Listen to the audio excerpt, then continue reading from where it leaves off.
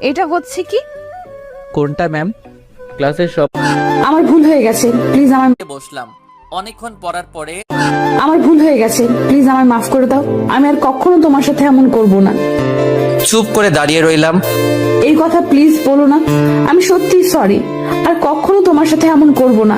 এর বদলে তুমি আমায় যা শাস্তি দিতে চাও দিতে পারো, তবু আমার সাথে কথা বলো। আরে জান পাখি, আমি কি তোমার সাথে রাগ করে থাকতে পারি বলো? তোমার জায়গায় অন্য কেউ থাকলে ঠিক এমনই করতো, যেমনটা তুমি করেছো। অন্য কেউ থাকতো মানে কি বলতে চাচ্ছ তুমি? না মানে আসলে রুমে চল, বোঝাচ্ছি মজা। কি হলো? রুমের দরজা কথাটা শেষ হওয়ার আগেই তানিয়া আমায় ধাক্কা মেরে বিছানায় ফেলে দিল আর আমার উপর চড়ে বসলো। অন্য কেউ থাকতো মানেটা কি বল? এটা হচ্ছে কি? কোনটা ম্যাম? ক্লাসের সবাই তখন ওদের দুজনের দিকে তাকিয়ে আছে। ম্যাম আরো রেগে বলে, তুমি আমার দিকে এভাবে তাকিয়েছো কেন?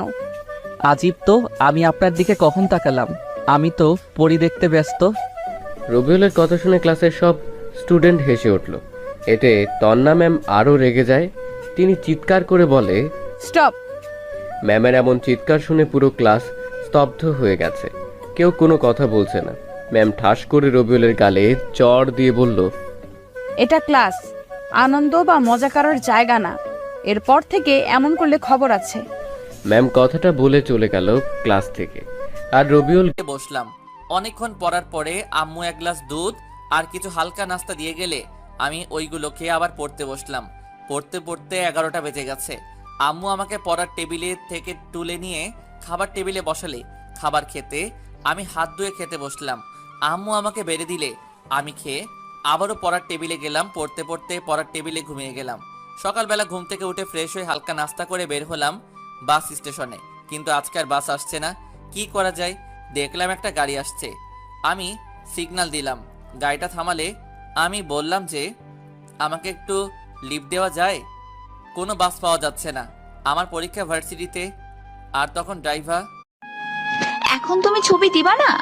না, এটা সম্ভব না। আমি বলছি তো, তুমি যদি আমাকে তোমার একটা ছবি দাও তাহলে আমিও তোমাকে আমার একটা ছবি দিব। না, লাগবে না। আমি কতবার বলেছি আমি দেখতে একটুও সুন্দর না, তবুও তুমি বারবার ছবি চাও কেন? এমনি আরো চাইবো, 100 বার চাইবো। তুমি আমাকে আর মেসেজ দিবে না, আর আমি আজকের পর থেকে ফেসবুকে আসবো না। বাই। এটা বলেই রাসেল অফলাইন হয়ে গেল। নিশি অনেক মেসেজ করলো কিন্তু কোনো রিপ্লাই আসলো না। নিশির অনেক মন খারাপ হলো। নিশি আর রাসেলের পরিচয় ফেসবুকে। একে অপরকে অনেক ভালোবাসে তারা।